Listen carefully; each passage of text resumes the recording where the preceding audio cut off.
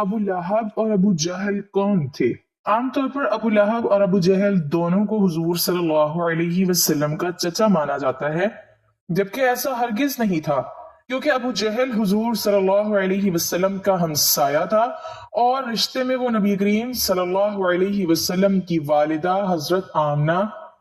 بسم اللہ الرحمن الرحیم۔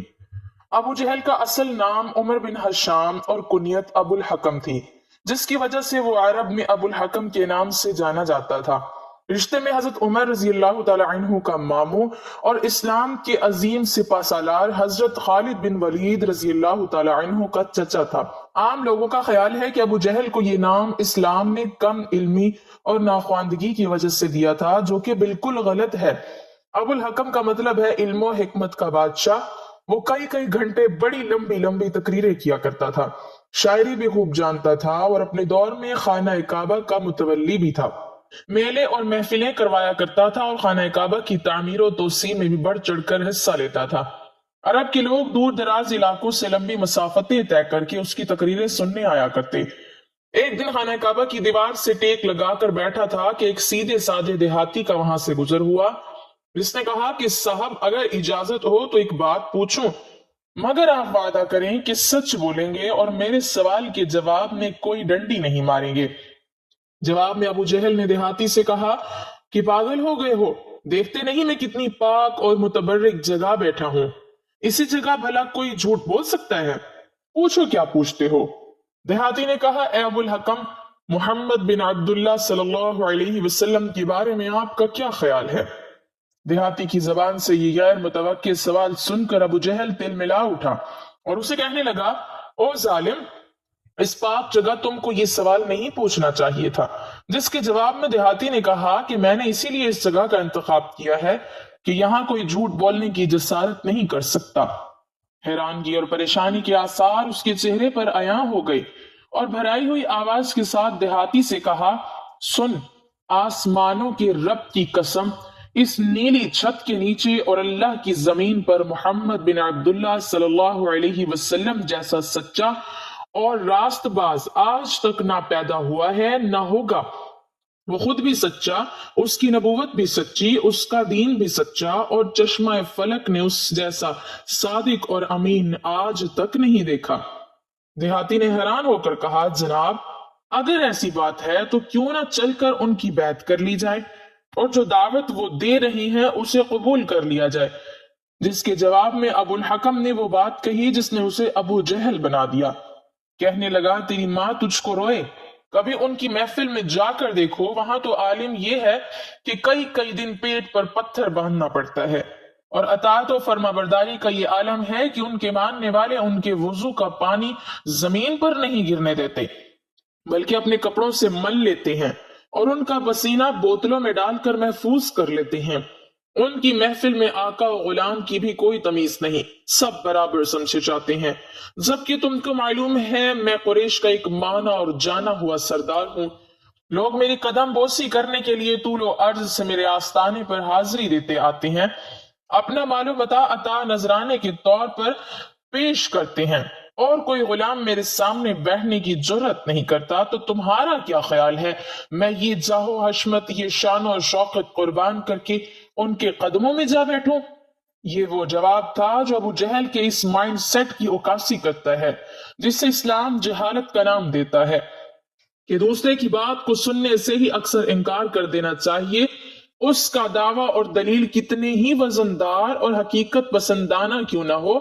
عمر بن ہشام کو ابو جہل یوں ہی نہیں کہا گیا، بلکہ ایک بار تو ایسا بھی ہوا، بڑی تیز بارش اور آندھی طوفان تھا۔ ابو جہل کے دروازے پہ دستک ہوئی تو اس نے اپنی بیوی سے کہا کہ اتنے خراب موسم میں میرے دروازے تک آنے والا جو بھی سوال کرے گا، مجھے لات و عزا کی قسم میں انکار نہیں کروں گا۔ جب دروازے پر پہنچا تو دیکھا کہ کائنات انسانی کا سب سے شریف اور سچا انسان، جس کی چوکھٹ پہ فرشتے بھی ادب سے حاضر ہوتے ہیں، اپنے 14ویں کے چاند سے زیادہ خوبصورت چہرے پر دل موہ لینے والی مسکراہٹ کے ساتھ اللہ تبارک و تعالیٰ کی وحدانیت اور کبریائی کا علم لیے کھڑا ہے، اور اپنے معصوم لبوں سے دلیل اور منطق کے انمول موتی بکھیر رہا ہے۔ مگر ابن ہشام کی جہالت اور بدبختی کی انتہا دیکھیے، اس نے امام الانبیاء نبی رحمت صلی اللہ علیہ وسلم کی بات کو جس کی قسم رب کائنات اپنی لاریب کتاب میں کھا رہا ہے سننے سے ہی انکار کر دیا، اور اپنے غفلت کے پردوں سے ڈھکے کانوں میں ناپاک انگلیاں ڈال لی، اور بیوی نے جب اسے اس کی قسم یاد دلائی تو اس کی جواب میں بھی اس نے وہی بات دہرائی کہ میں کسی کو اپنے سے بہتر نہیں مان سکتا۔ آخر مجھ میں کیا کمی ہے؟ یہ مفہوم ہے جہالت کا کہ دوسرے کی بات کو سننے سے ہی انکار کر دینا اور اپنی ہر بات کو سچ تصور کر لینا، اور اگر کوئی دلیل مانگنے کی غلطی کر بیٹھے تو تشدد اور جبر پر اتر آنا۔ یہ رویہ عدم برداشت اور غصے کو جنم دیتا ہے جو جہالت کا اصل مفہوم ہے۔ حضرت بلال رضی اللہ تعالی عنہ سے روایت ہے کہ ہم مکہ میں حضرت ابو بکر صدیق رضی اللہ تعالی عنہ کے گھر حضور صلی اللہ علیہ وسلم کے ساتھ تھے۔ اس دوران کسی نے دروازے پر دستک دی، میں باہر نکلا تو اچانک کیا دیکھتا ہوں کہ ایک عیسائی دروازے پر موجود ہے۔ اس نے پوچھا کیا یہاں حضرت محمد صلی اللہ علیہ وسلم بن عبداللہ موجود ہیں؟ چنانچہ میں نے اسے اندر بلا لیا۔ اس نے آ کر عرض کیا اے محمد صلی اللہ علیہ وسلم، آپ خیال کرتے ہیں کہ آپ اللہ کے رسول ہیں؟ آپ اگر اللہ تعالیٰ کے سچے رسول ہیں تو آپ میری مدد فرمائیں اس شخص کے خلاف جس نے مجھ پر ظلم کیا ہے۔ حضور نبی رحمت صلی اللہ علیہ وسلم نے ارشاد فرمایا کہ تجھ پر کس نے ظلم کیا؟ اس عیسائی نے کہا کہ ابو جہل بن ہشام نے میرا مال زبردستی چھین لیا ہے۔ حضور نبی رحمت صلی اللہ علیہ وسلم اٹھ کھڑے ہوئے، اور یہ ہجرت کے زمانے کی بات ہے۔ حضرت بلال رضی اللہ تعالی عنہ فرماتے ہیں ہم نے عرض کیا یا رسول اللہ صلی اللہ علیہ وسلم، یہ ابو جہل کی کہلولہ کرنے کا وقت ہے، تو اس وقت آپ کا جانا اس پر کہیں شاک نہ گزرے، اور ہمیں ڈر ہے کہ کہیں وہ غضبناک نہ ہو جائے اور کہیں وہ آپ کو اذیت نہ پہنچائے۔ لیکن حضور صلی اللہ علیہ وسلم نے ہماری گزارش کو نہ سنا اور ابو جہل کی طرف تشریف لے گئے، اور ابو جہل کا دروازہ کھٹکھٹایا تو ابو جہل غضبناک ہو کر باہر نکلا۔ اچانک دروازے پر کیا دیکھتا ہے کہ رسول اللہ صلی اللہ علیہ وسلم تشریف فرما ہے۔ ابو جہل نے کہا اندر تشریف لائیں، اور ساتھ ہی کہنے لگا آپ میری طرف پیغام بھیج دیتے تو میں آپ کی خدمت میں حاضر ہو جاتا۔ حضور صلی اللہ علیہ وسلم نے ارشاد فرمایا کہ تو نے اس عیسائی کا مال جو لیا ہے تو اس کا وہ مال فوراً واپس کر۔ ابو جہل نے کہا کہ کیا آپ اس کام کے لیے تشریف فرما ہوئے؟ اگر آپ اس بارے میں کسی شخص کے ہاتھ پیغام بھیج دیتے تب بھی میں مال واپس کر دیتا۔ حضور صلی اللہ علیہ وسلم نے فرمایا بات کو طویل نہ کرو اور تم اس عیسائی کا مال اس کو واپس کرو۔ ابو جہل نے اپنے غلام سے کہا کہ اس عیسائی کا جتنا مال تو نے لیا ہے جلدی سے اس کو نکال کر اس کے حوالے کرو۔ حضور نبی رحمت صلی اللہ علیہ وسلم نے ارشاد فرمایا کہ اے شخص کیا تیرا مال تجھ کو مل گیا ہے؟ عیسائی نے کہا ہاں سوائے ایک کھجور کے پتوں کی بنی ہوئی ٹوکری کے۔ حضور صلی اللہ علیہ وسلم نے ابو جہل سے کہا کہ وہ ٹوکری جلدی سے نکالو۔ چنانچہ ابو جہل نے اسے اپنے گھر کے اندر تلاش کیا لیکن وہ ٹوکری نہ ملی۔ آخرکار ابو جہل نے اس ٹوکری کے بدلے میں اس سے بہتر ایک اور ٹوکری دی۔ ابو جہل کی بیوی نے ابو جہل سے کہا کہ باخدا تو نے انتہائی ذلت اور عاجزی کے ساتھ ابو طالب کے یتیم کی خاطرداری کی ہے۔ ابو جہل اپنی بیوی سے کہا کہ جو کچھ میں نے دیکھا اگر تو دیکھ لیتی تو ایسی باتیں نہ کرتی۔ اس نے کہا کہ تو نے کیا دیکھا؟ ابو جہل نے کہا کہ میری قوت کے باوجود جو کچھ ہوا تو اس پر مجھے رسوا نہ کر۔ کہنے لگا کہ میں نے ان کے دونوں کندھوں پر دو شیر بیٹھے ہوئے دیکھے۔ جب بھی میں ارادہ کرتا کہ کہوں کہ میں مال واپس نہیں کرتا تو قریب تھا کہ وہ دونوں مجھے پھاڑ کھاتے۔ اس ڈر کے مارے میں نے ان کی عزت کی۔ حضرت بلال رضی اللہ تعالی عنہ نے فرمایا کہ جب عیسائی نے وہ سارا منظر دیکھا جو منظر ابو جہل دیکھ چکا تھا تو اس نے زبان حال سے کہا کہ اے محمد صلی اللہ علیہ وسلم آپ اللہ کے سچے رسول ہیں اور آپ کا دین برحق ہے۔ چنانچہ اس نے اسلام قبول کر لیا، اور اس کا اسلام کو قبول کرنا ایک مظلوم کی مدد کرنے کی برکت سے تھا۔ امام بخاری سے منقول ہے کہ ایک دن ابو جہل نے کہا کہ اگر میں نے محمد صلی اللہ علیہ وسلم کو کعبہ کے پاس نماز پڑھتے دیکھا تو میں معاذ اللہ اپنے پاؤں سے ان کی گردن کو پامال کروں گا۔ جب اس کی یہ بات حضور صلی اللہ علیہ وسلم تک پہنچی تو حضور صلی اللہ علیہ وسلم نے فرمایا اگر اس نے ایسا کرنے کی جرت کی تو فرشتے اس کو پکڑ کر اس کے ٹکڑے ٹکڑے کر دیں گے۔ سب لوگ اپنی آنکھوں سے اس بات کا مشاہدہ کریں گے۔ ایک روز حضور صلی اللہ علیہ وسلم خانہ کعبہ کے پاس نماز پڑھ رہے تھے تو یہ مغرور کہنے لگا کیا میں نے تمہیں یہاں نماز پڑھنے سے منع نہیں کیا تھا؟ تمہیں معلوم نہیں کہ جتنے میرے دوست ہیں اتنے اور کسی کے نہیں؟ نبی کریم صلی اللہ علیہ وسلم نے اسے جھڑک دیا۔ اسی وقت حضرت جبرائیل علیہ السلام حاضر ہوئے اور یہ پیغام ربانی سنایا۔ ترجمہ: پس وہ لائے اپنے ہم نشینوں کو اپنی مدد کے لیے، ہم جہنم کے فرشتوں کو بلائیں گے۔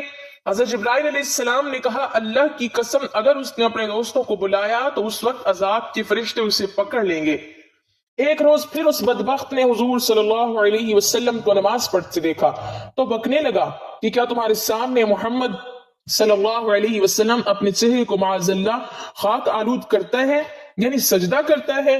لوگوں نے کہا ہاں۔ اس ملعون نے کہا، لات و عزا کی قسم اگر میں نے اس کو اس طرح نماز پڑھتے دیکھا تو اس کی گردن کو اپنے پاؤں سے روند ڈالوں گا اور اس کے چہرے کو گرد آلود کر دوں گا۔ ایک روز حضور صلی اللہ علیہ وسلم نماز پڑھ رہے تھے تو وہ نزدیک آیا تاکہ اپنی خبیث ارادے کی تکمیل کرے، لیکن قریب آتے ہی اچانک الٹے پاؤں پیچھے بھاگا اور اپنے ہاتھوں سے اپنا بچاؤ کرنے لگا۔ اسے کہا گیا، تمہیں کیا ہو گیا؟ کیا کر رہے ہو؟ اس نے کہا، میرے درمیان اور ان کے درمیان ایک خندق ہے جس میں آگ بھڑک رہی ہے، ایک ہولناک منظر ہے اور فرشتے پر مارتے نظر آ رہے ہیں۔ حضور صلی اللہ علیہ وسلم نے فرمایا، اگر وہ بدبخت میرے قریب آتا تو فرشتے اس پر جھپٹ پڑتے اور اس کے ٹکڑے ٹکڑے کر دیتے۔ یہ ایک عام مگر اہم غلط فہمی ہے کہ ابو جہل اور ابو لہب دونوں حضور نبی اکرم صلی اللہ علیہ وسلم کے چچا تھے، حالانکہ حقیقت اس کے برعکس ہے۔ ان دونوں میں سے صرف ابو لہب حضور صلی اللہ علیہ وسلم کے حقیقی چچا تھے، جبکہ ابو جہل حضور صلی اللہ علیہ وسلم سے کوئی چچا زاد یا خاندانی رشتہ نہیں تھا، بلکہ وہ اسلام کا ایک سخت دشمن سردار تھا۔ ابو لہب کا اصل نام عبد العزہ بن عبد المطلب تھا۔ وہ عبد المطلب کے بیٹوں میں سے تھا اور اسی نسبت سے حضور نبی کریم صلی اللہ علیہ وسلم کے والد حضرت عبداللہ کا بھائی اور آپ صلی اللہ علیہ وسلم کا سگا چچا تھا۔ ابتدا میں اس نے کچھ مواقع پر ظاہری ہمدردی دکھائی، لیکن جیسے ہی حضور صلی اللہ علیہ وسلم نے توحید کی دعوت اعلانیہ دینا شروع کی، ابو لہب کھل کر دشمنی پر اتر آیا۔ جب حضور صلی اللہ علیہ وسلم نے صفا پہاڑی پر قریش کو جمع کر کے اللہ کا پیغام سنایا تو ابو لہب نے سخت گستاخانہ انداز میں کہا، یعنی تیرا برا ہو کیا اسی لیے ہمیں جمع کیا تھا؟ اسی موقع پر قرآن کریم کی سورۃ المسد نازل ہوئی جس میں ابو لہب اور اس کی بیوی ام جمیل کی صریح مذمت کی گئی۔ ابو لہب کی بیوی بھی دشمنی میں اس سے کم نہ تھی، وہ حضور صلی اللہ علیہ وسلم کے راستے میں کانٹے بچھاتی، تانے دیتی اور ایذا رسانی کے ہر طریقے کو اختیار کرتی تھی۔ ابو لہب کا انجام نہایت ذلت آمیز ہوا، وہ ایک مہلک بیماری میں مبتلا ہو کر مرا، یہاں تک کہ اس کے گھر والوں نے بھی اس کی لاش کو ہاتھ لگانے سے گریز کیا اور اسے دور سے دھکیل کر دفن کیا۔ دوسری طرف ابو جہل کا اصل نام عمرو بن حشام تھا، وہ قبیلہ بن بنو مخزوم سے تعلق رکھتا تھا، جبکہ حضور صلی اللہ علیہ وسلم قبیلہ بنو ہاشم سے تھے۔ اسی وجہ سے ابو جہل کا حضور صلی اللہ علیہ وسلم سے کوئی خاندانی رشتہ نہیں بنتا۔ اسلام سے پہلے قریش اسے اس کی ذہانت اور فیصلوں کی وجہ سے ابو الحکم یعنی دانشمند کہا کرتے تھے، مگر جب اس نے حق کی مخالفت، ضد، تکبر اور ظلم کا راستہ اختیار کیا تو حضور نبی کریم صلی اللہ علیہ وسلم نے اسے ابو جہل یعنی جہالت کا باپ لقب دیا۔ ابو جہل مسلمانوں پر ظلم کرنے والوں میں سب سے آگے تھا۔ اس نے کمزور صحابہ اکرام رضی اللہ عنہم خصوصاً حضرت بلال اور حضرت خباب بن ارت پر سخت ترین مظالم ڈھائے اور ہر موقع پر اسلام کو ختم کرنے کی سازش کرتا رہا۔ آخرکار غزوہ بدر کے میدان میں اسے ذلت آمیز موت نصیب ہوئی۔ اس کا انجام اس بات کی زندہ مثال بن گیا کہ جو شخص اللہ اور اس کے رسول صلی اللہ علیہ وسلم سے دشمنی کرتا ہے وہ دنیا اور آخرت دونوں میں رسوا ہوتا ہے۔ خلاصہ یہ ہے کہ ابو جہل کو حضور صلی اللہ علیہ وسلم کا چچا سمجھنا درست نہیں، صرف ابو لہب حضور نبی کریم صلی اللہ علیہ وسلم کا حقیقی چچا تھا، مگر رشتہ داری بھی اسے حق قبول کرنے سے نہ بچا سکی اور دونوں افراد تاریخ میں ہمیشہ کے لیے عبرت کی مثال بن گئے۔ اگر اس بات کو مزید گہرائی سے سمجھا جائے تو ابو لہب اور ابو جہل کے کردار ہمیں یہ واضح سبق دیتے ہیں کہ اسلام میں نجات کا معیار نسب یا قریبی رشتہ نہیں بلکہ ایمان اور عمل ہے۔ ابو لہب چونکہ حضور نبی کریم صلی اللہ علیہ وسلم کے سگے چچا تھے، اس لیے عرب معاشرے میں اس سے توقع کی جاتی تھی کہ وہ اپنے بھتیجے کا سب سے بڑا محافظ ہوگا، مگر اس نے خاندانی حمیت کو بھی کفر اور ضد پر قربان کر دیا۔ اس کی دشمنی صرف زبانی نہیں تھی بلکہ عملی تھی۔ اس نے حضور صلی اللہ علیہ وسلم کی دعوت کو روکنے کے لیے اپنی دولت اور اثر و رسوخ استعمال کیا۔ اس کے بیٹوں کی شادیاں حضور صلی اللہ علیہ وسلم کی صاحبزادیوں حضرت رقیہ اور حضرت ام کلثوم رضی اللہ عنہم سے ہو چکی تھی، مگر ابو لہب اور اس کی بیوی کے اکسانے پر ان بیٹوں نے طلاقیں دی تاکہ حضور صلی اللہ علیہ وسلم کو دکھ پہنچے۔ یہ واقعہ اس بات کی مثال ہے کہ ابو لہب کی دشمنی کس حد تک جا چکی تھی۔ اللہ تعالیٰ نے اس کے انجام کو قرآن میں محفوظ کر دیا تاکہ قیامت تک آنے والے جان لیں کہ رسول اللہ صلی اللہ علیہ وسلم سے عداوت کرنے والا چاہے کتنا ہی قریبی کیوں نہ ہو، اللہ کے عذاب سے بچ نہیں سکتا۔ ابو جہل کی دشمنی کا انداز مختلف تھا۔ وہ رشتہ دار نہیں تھا مگر طاقتور سردار تھا۔ اس نے اپنی سرداری اور قریش کی قیادت کو اسلام کے خلاف استعمال کیا۔ اس کا اصل خوف یہ تھا کہ اگر لوگ محمد صلی اللہ علیہ وسلم کی بات مان گئے تو بنو مخزوم کی قیادت ختم ہو جائے گی۔ اسی حسد اور تکبر نے اسے اندھا کر دیا، یہاں تک کہ وہ سچ کو سچ جان کر بھی جھٹلاتا رہا۔ روایت میں آتا ہے کہ بعض مواقع پر وہ خود مانتا تھا کہ محمد صلی اللہ علیہ وسلم جھوٹ نہیں بولتے، مگر پھر بھی ایمان نہیں لایا کیونکہ سرداری چھن جانے کا ڈر اس کے دل میں بیٹھا ہوا تھا۔ ابو جہل کا انجام بدر میں ہوا، جہاں وہ اسی اسلام کے ماننے والوں کے ہاتھوں مارا گیا جنہیں وہ کمزور سمجھتا تھا۔ جب اس کی لاش میدان بدر میں پڑی تھی تو یہ منظر قریش کے تکبر کے زوال کی علامت بن چکا تھا۔ ان دونوں شخصیات کی زندگیاں اس حقیقت کو واضح کرتی ہیں کہ حق کے مقابلے میں کھڑے ہونے والا چاہے خاندان سے ہو یا طاقت کے زور پر کھڑا ہو، اللہ کے فیصلے سے بچ نہیں سکتا۔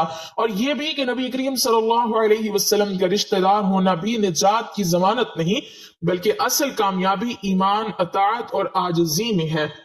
اللہ ہمیں ہدایت دے اور دشمنان اسلام کی طرح ہٹ دھرمی سے بچائے۔